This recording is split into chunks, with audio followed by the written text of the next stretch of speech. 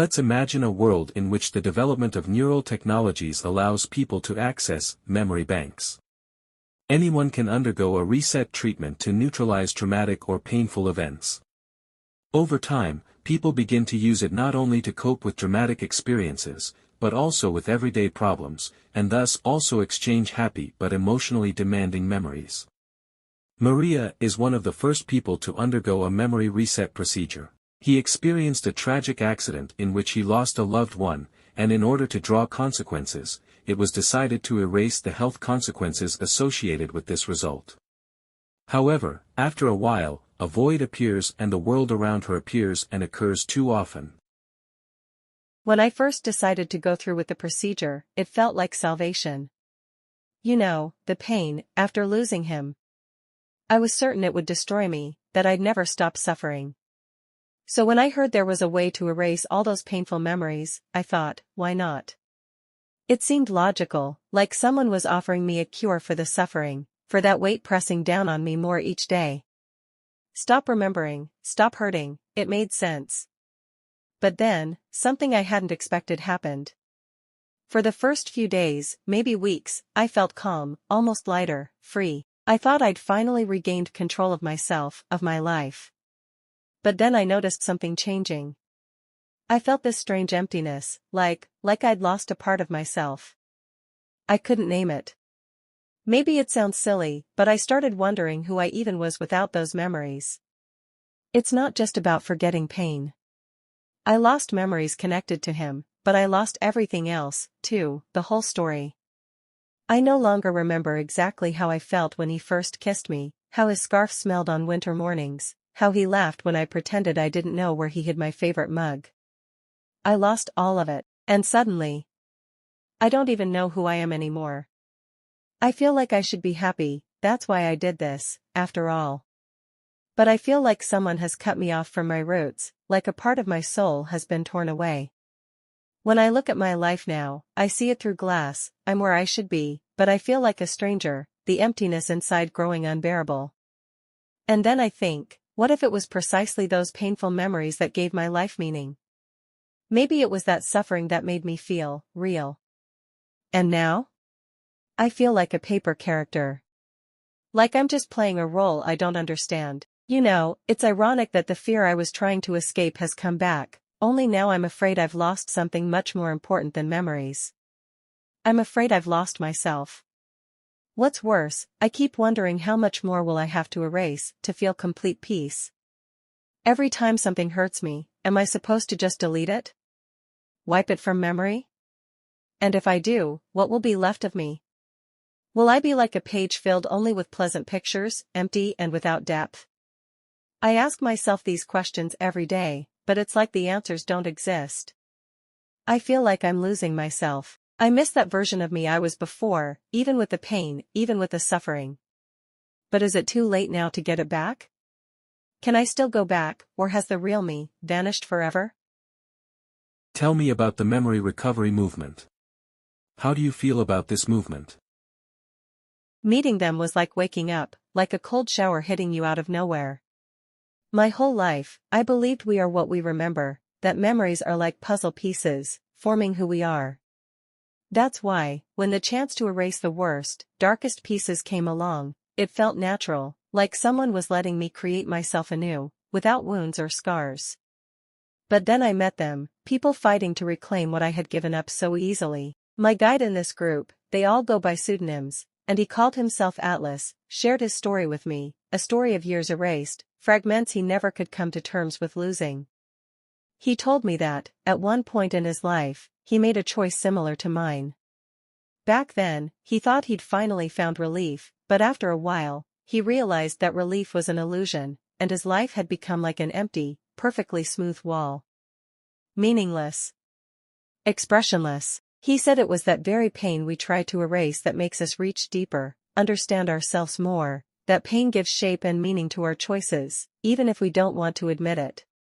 With each part of his story, something in me started to crack, like a part of me I had silenced, a part I'd supposedly lost, was slowly waking up.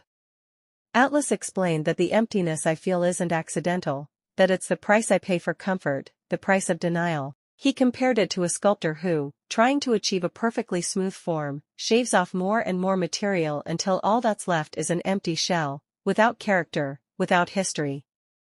That meeting, it sparked something in me. I started to think, do I really want to be that smooth shell? All my life, I dreamed of having the strength and courage to be real, to feel things truly. And now I've erased myself to the point that I no longer know who I am.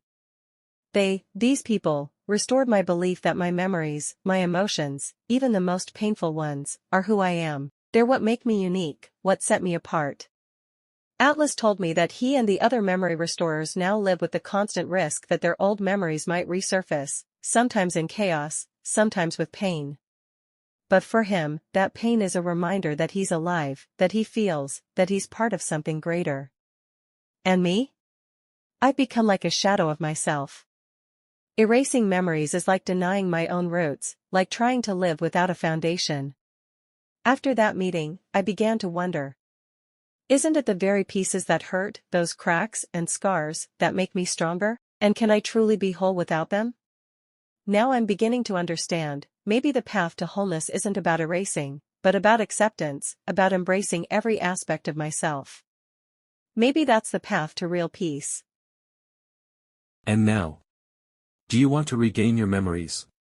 Even if it means pain. I'm standing before a choice I never anticipated, one that seems almost impossible to make. I try to imagine what it will be like if I decide to reclaim everything I erased, all the suffering, every wound, each day I woke up not wanting to see another morning.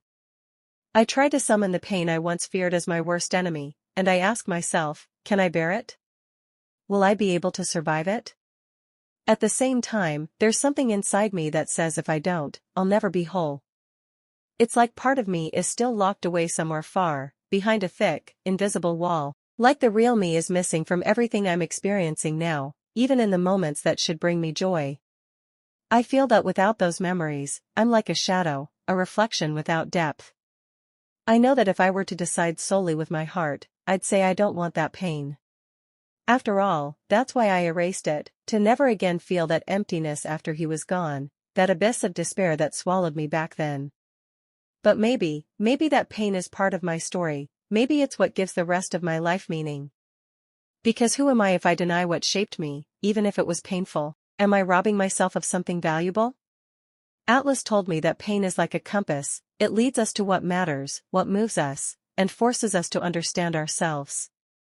Without it, without those cracks and scars, we don't know who we truly are.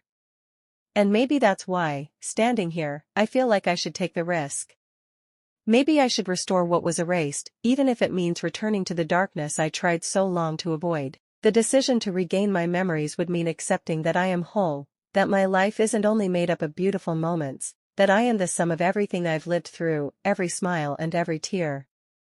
Maybe true healing doesn't lie in avoiding pain, but in learning to live with it, in allowing myself to be fully authentic, no matter how difficult that may seem. So, should I get my memories back?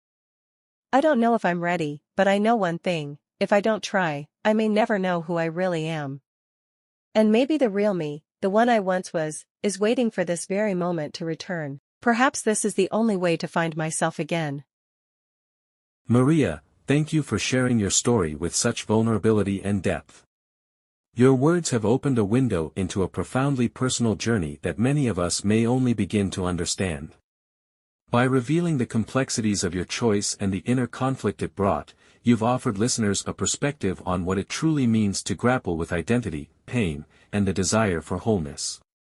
Your courage to explore the shadows as much as the light, and to consider reclaiming the parts of yourself you once tried to erase, is both powerful and inspiring. Thank you for trusting us with your story and for allowing our audience to walk this path of introspection with you. Your journey is a reminder that sometimes, in facing our deepest pain, we find the strength and clarity to reconnect with who we truly are.